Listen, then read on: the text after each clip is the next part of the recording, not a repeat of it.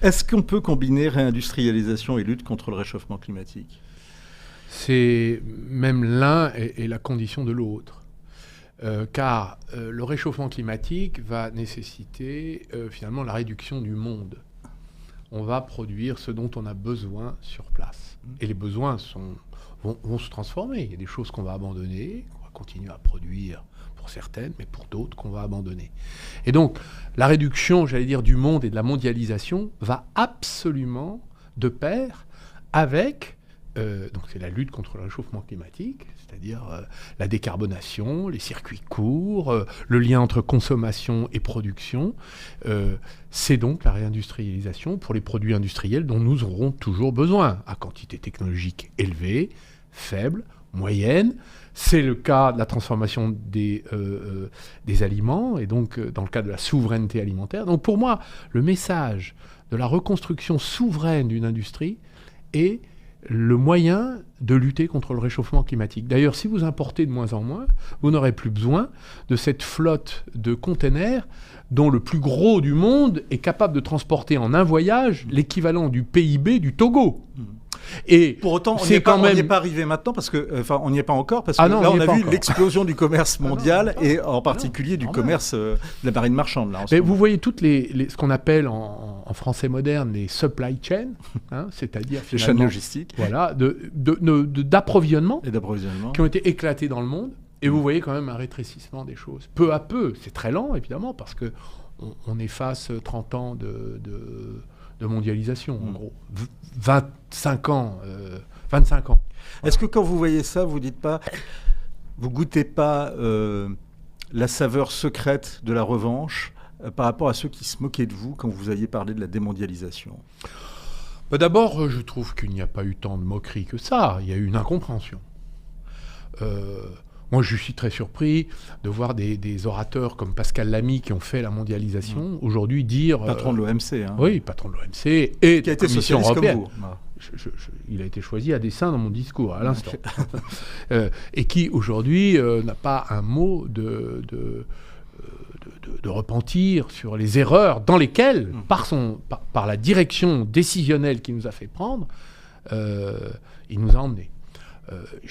Donc moi, ce n'est pas une question j'allais dire de revanche, c'est juste que j'ai toujours pensé que c'était le sens de l'histoire. Quand j'ai porté cette marinière qui incarnait le retour à la production française, il y a eu des ricanements. Et alors, finalement, j'ai vu beaucoup de chefs d'entreprise, de syndicalistes, de distributeurs embrayer le pas, eux aussi se mettent des rayures bleues marines sur eux-mêmes ou leurs produits. Pour commencer à finalement faire ce qu'est devenu un mouvement de société. C'est un mouvement de société aujourd'hui irrésistible. On en parlait tout à l'heure sur le phénomène de la décroissance. La décroissance, pour beaucoup, c'est un idéal. Est-ce que ça l'est pour vous ? J'ai envie de vous dire, pour moi, il y aura des secteurs qui vont être très fortement décroissants. Les fossiles, le pétrole, toute cette industrie, ça a commencé. Sur le plan financier, sur le plan physique. Et puis, des secteurs qui vont exploser. Le recyclage, l'alimentation locale. Donc vous n'avez pas... il n'y a pas d'idéologie ni de la croissance, ni de la décroissance. Il y aura les deux. Et comme d'ailleurs dans toutes les révolutions, vous avez un monde qui meurt, un nouveau monde qui naît. Celui qui va naître va être évidemment fait de circuits courts, de produits fabriqués sur place. D'ailleurs, c'est un peu la fin du marketing. Je parlais de ça parce que je trouve que c'est très intéressant. Le marketing, c'est les marques. Et derrière les marques, on ne sait pas ce qu'il y a. Et à la place des marques, les consommateurs imposent... C'est la satisfaction du consommateur aussi. Le consommateur impose les origines. Donc on entre dans le siècle des origines. Je veux savoir où mon produit est fait, comment il est fait, par qui, comment les gens sont payés, comment ils travaillent. C'est pas très progressiste tout ça. Je pense que c'est un progrès parce que le consommateur devient un peu... entre dans le mental du producteur. Donc, il s'approprie les contraintes et les désirs du producteur. Et l'inverse est aussi vrai. Donc, je trouve cette réconciliation du consommateur et du producteur, c'est très bon pour la reconstruction de l'appareil productif, sur place. Et nous en avons tellement besoin. Alors, on le sait, vous savez depuis de nombreuses années une nouvelle vie, de nouveaux combats, en particulier, en plus de la réindustrialisation, qui a toujours été votre combat, surtout quand vous avez été ministre, il y a notamment aussi la souveraineté. Est-ce que Bercy vous avez dirigé en son temps, a répondu à votre interpellation quant au rachat de Segault. On précise Segault, c'est une entreprise qui fabrique des robinets pour des centrales nucléaires, donc entreprise stratégique. Et les bâtiments militaires. Et des bâtiments militaires, et qui pourrait être acheté par les Américains. Et vous avez tiré la sonnette d'alarme par rapport à ça. Est-ce que Bercy vous a répondu à votre lettre ? Vous noterez que je n'ai pas seulement tiré la sonnette d'alarme, nous avons fait une proposition de rachat. Oui. C'est-à-dire que nous sommes venus avec une solution sur la table. C'est mon autre question. Donc déjà, ça détend un peu tout le monde. Donc moi, j'ai été très bien reçu par le gouvernement, qui évidemment semble avoir pris des dispositions pour faire en sorte que Segault ne sorte pas du giron français. Je m'en réjouis. Est-ce que ma proposition sera suivie des faits ? Je laisse le soin au gouvernement de le dire. Ça n'a pas d'importance. L'essentiel, c'est que ça reste en France. Donc pour moi, c'était utile qu'on soit présent et candidat à ce rachat. Et j'attends la décision officielle, mais je crois savoir que pour moi, elle est positive. Donc ça veut dire qu'il ne faut rien laisser passer, être présent sur le front de la reconstruction de l'industrie, de la protection de nos pépites, de nos entreprises à haute teneur technologique. Celle-ci fait partie de la base industrielle technologique de la défense nationale. Alors, il y a un discours, peut-être qu'il est peut-être pas en tout cas très clair pour le grand public, mais en tout cas il y a un discours qui revient sur la souveraineté. On entend de plus en plus même d'élite économique, peut-être pas Pascal Lamy, mais quand même d'élite économique qu'on n'entendait pas avant, notamment autour du MEDEF, autour même des grandes écoles, reparler de souveraineté. On entend le gouvernement en parler. Est-ce que ce sont des discours, ou bien est-ce que vous sentez qu'il y a une inflexion de la part de ces élites et du gouvernement sur ces questions-là ? Il y a beaucoup d'affichage. Mais justement, est-ce qu'il y a plus que l'affichage ? Je regarde quand même les 10 dernières années. Regardez ce qu'on a perdu. Alstom, Technip, Alcatel, Lafarge, Essilor. Je ne vous parle pas des entreprises de taille intermédiaire ou inférieure, qui, elles, c'est un carnage. Bon, donc, si vous voulez, on peut faire tous les affichages. En fait, le vrai sujet, c'est qu'il va falloir maintenant qu'on remonte tous en France les boîtes perdues. Toutes les boîtes qu'on a perdues. C'est possible, ça, Arnaud Montebourg ? Bien sûr. C'est tellement possible que tous les pays qui se sont industrialisés dernièrement, c'est ce qu'ils ont fait. Ils l'ont fait. Pourquoi on ne serait pas capable de le faire ? Nous avons les ressources scientifiques, intellectuelles, technologiques et humaines. Nous avons les moyens financiers. Il y a un plan de relance de 50 milliards qui est sur la table, et je vois comment ça fonctionne. Franchement, si on l'activait encore plus fortement et d'une façon moins bureaucratique, on pourrait avoir des résultats exceptionnels. Et puis surtout, on a un entrepreneuriat. Il y a Olivier Luanzi, qui est un homme que... Ce n'est pas qu'un ami, c'est quelqu'un avec qui je partage les convictions sur la réindustrialisation. Il dit une chose très simple. Il dit qu'il faut partir des entreprises existantes dans tous les territoires, et que dans ces entreprises, on crée les nouvelles entreprises. Donc ça veut dire qu'il faut financer des nouvelles entreprises à l'intérieur des PME existantes, des ETI existantes, des TPE existantes. Eh bien, il faut changer toutes les règles d'attribution, de financement public et privé. Il faut réinventer. Il faut se mettre en état de mobilisation nationale sur la réindustrialisation. Avec tout ce que l'État, qui a une dette abyssale, a déjà dépensé, avec les taux d'intérêt qui montent dans les banques, est-ce que c'est encore possible ? Je vais vous dire une chose. Nous n'avons pas à craindre, quand il s'agit d'investissement productif, l'endettement. Ça, je pense que c'est même nécessaire de s'endetter parce qu'il y a des recettes futures en face. On peut encore le faire, Arnaud ? On les a. On a l'argent du plan de relance européen. Je vous rappelle qu'on a reçu, je crois, 37 milliards et qu'on va devoir rembourser le double. Donc ça, c'est les règles européennes. Mais au moins, utilisons cet argent. Il est là. Vous dénoncez un phénomène, j'aimerais bien que vous nous en donniez la traduction, c'est l'itarisation de nos entreprises. De quoi s'agit-il ? C'est ITAR, ça veut dire International Traffic Regulation on Arms. C'est une liste qui est établie de façon unilatérale par l'administration américaine et qui déclare que tel produit étant une composante sous contrôle américain, vous achetez par exemple les catapultes sur les plateaux de porte-avions de décollage de nos avions de chasse, eh bien, cette catapulte, si elle est ITAR, si vous voulez la vendre sur un autre bâtiment que vous vendez à l'export, vous, Français, parce que vous l'avez acheté aux Américains, vous êtes obligé d'en passer par l'autorisation de l'administration américaine. C'est comme ça qu'il nous a été interdit de vendre des Rafales à l'Égypte, parce qu'il y avait des composants dans le Rafale que nous produisons en France, sous signature française, par une très grande entreprise française d'assaut. Il y avait un contrôle administratif. Qui est propriétaire du groupe Figaro. Non, mais oui, c'est vrai, j'avais oublié, mais j'aurais dû m'en souvenir, c'est une évidence. Mais surtout, ils importaient des composants américains sous la liste ITAR. Il y a 22 000 composants sur la liste ITAR, dont des vernis et des peintures. Donc, comment on fait pour éviter ça ? Eh ben, c'est très simple. Il faut rapatrier les capacités de production. Il faut produire nous-mêmes nos vernis, nos peintures, nos composantes, nos catapultes, et se mettre en Europe à le faire. Parce qu'on ne pourra pas le faire tout seul, nous, Français, sur tous les éléments, j'allais dire, de défense. Hein. C'est exclusivement de la défense. Arnaud Montebourg, les internautes du Figaro réagissent en ce moment à ce que vous dites et vous suivent avec beaucoup d'intérêt. Chardon Bleu nous dit « Mais il faut des fonds de pension français pour pouvoir financer nos entreprises. » Votre point de vue sur ça ? Mais on les a, les fonds de pension. C'est les 3 000 milliards épargnés par les Français. Je rappelle que la France a une épargne, une des plus importantes du monde par habitant.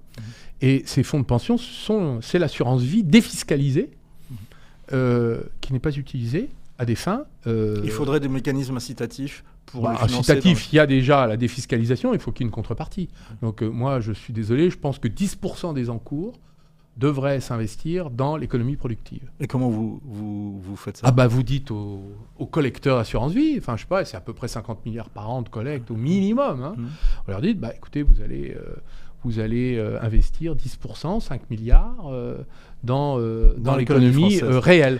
Et je vais vous dire, personne n'en mourra parce que l'économie française, elle est formidable.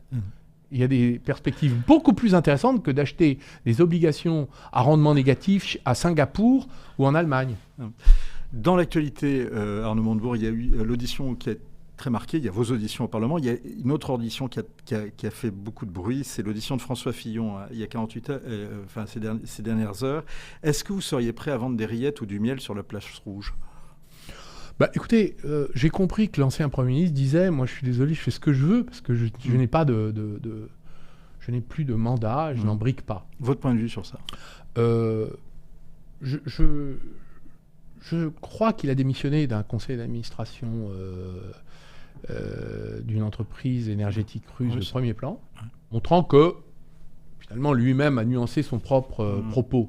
Bien sûr, quand on a été comme moi un ministre de l'économie, on fait un peu attention avec qui on fait du commerce. C'est vrai. Ceci dit, si lui considère que, parce que c'est son opinion, que la Russie est un partenaire qui, malgré son attitude dans l'affaire ukrainienne, justifie qu'il poursuive son activité avec elle, c'est sa liberté. Formellement. Voilà.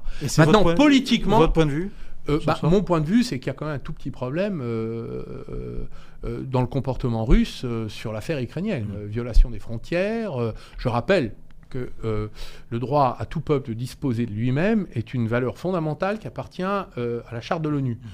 Elle a été légèrement malmenée, si vous me passez cet euphémisme très désagréable. Très montebourgien. Mais je voudrais vous faire réagir justement à une déclaration de l'ancien Premier ministre au cours de cette audition qui a mis en cause un pays qui effectivement n'est pas la Russie. Ce que j'ai rencontré dans ma vie politique, et en particulier lorsque j'étais au gouvernement, des ingérences étrangères. Oui, j'en ai rencontré. La plupart du temps, elles venaient d'un pays ami et allié qui s'appelle les États-Unis. Je ne porte pas de jugement. Je dis, votre commission travaille sur les ingérences étrangères. Je vous dis que, par exemple, j'ai été écouté avec le président Sarkozy pendant 5 ans par la NSA. On l'a su lorsque des documents des services secrets américains ont fuité et tout le monde s'est fixé sur le fait que la NSA écoutait Mme Merkel, mais enfin elle écoutait aussi l'ensemble des membres du gouvernement français et sans doute des autres pays européens. Vous avez été d'ailleurs victime d'écoutes de la NSA, vous, personnellement ? D'après la documentation publiée par M. Snowden, qui a révélé que 75 millions de conversations ou de mails avaient été capturés indûment et illégalement par la NSA au détriment des autorités, des gouvernements, des entreprises françaises, je ne peux que donner raison à M. Fillon. La plupart des ingérences venaient des États-Unis par le droit extraterritorial, par l'utilisation du droit de lutte contre la corruption américain. Il y a eu et l'usage du dollar, monnaie de domination. La conjugaison de ces éléments-là ont fait que les États-Unis d'Amérique utilisent leurs droits contre les Européens, et de façon systématique. Ce n'est pas que l'affaire de l'itarisation de notre industrie de défense. C'est les 9 milliards infligés à la BNP sur des amendes pour non-respect des règles américaines, mais pas sur le territoire américain. C'est l'interdiction pour les Français de continuer, alors que nous avons signé un traité de réconciliation sur la question nucléaire avec l'Iran, l'obligation de faire nos bagages en Iran pour notre industrie, notamment automobile. Je rappelle que nous vendions 300 à 400 000 véhicules par an en Iran et que nous avons été obligés, sur des sanctions unilatérales américaines rétablies par Trump, de faire nos valises.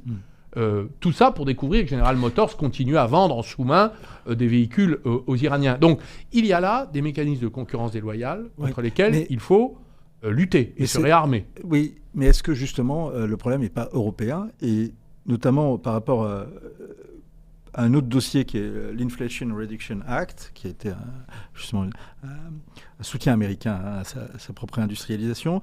Est-ce que là, la solution n'est pas européenne ? Et d'ailleurs, est-ce que la réponse de Bruxelles par rapport à l'IRA vous a satisfait ? Écoutez, l'IRA a eu pour conséquence de mettre fin à 60% des projets de gigafactory de batteries en Europe, puisqu'il y a un rapatriement massif de tous les investissements qui étaient partis s'investir sur notre continent. C'est bon, c'est une bonne chose ou une mauvaise chose de votre point de vue ? Ça s'appelle une politique agressive de subvention et de rapatriement des investissements qui étaient programmés sur l'Europe. Donc, c'est une agression économique déloyale. Quand vous regardez ça, c'est le réindustrialisateur ou le souverainiste qui l'emporte ? Moi, j'appartiens à la catégorie de ceux qui défendent la souveraineté de notre pays. Donc, et d'ailleurs, la souveraineté, elle appartient à... Donc, qu'il y ait des gigafactories américaines quittent notre pays, c'est pas grave. Oui, mais ce que je regrette, c'est que l'Union européenne n'ait pas été capable d'imposer des sanctions. Ou de faire l'inverse aux États-Unis.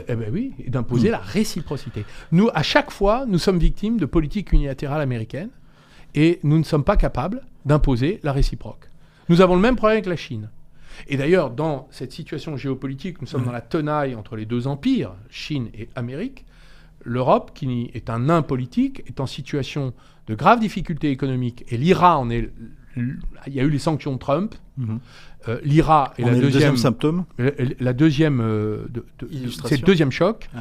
Mais là, nous sommes en situation de déclin extrêmement rapide sur le plan économique, si nous ne sommes pas capables d'imposer aux Américains une riposte. Arnaud Montebourg. Elle ne peut d'ailleurs venir que de l'Europe. Le temps file, et on pourrait continuer à en parler des heures. Vous reviendrez sans doute, vous reviendrez peut-être. Dans votre collimateur, vous dénoncez la flambée des prix de l'énergie. C'est ma dernière question.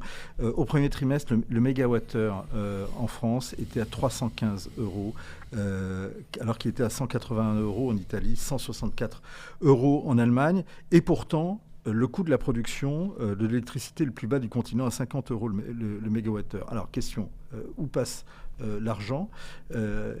Notre modèle nucléaire devrait nous offrir l'énergie la moins chère d'Europe, non ? Vous dites tout à fait la vérité.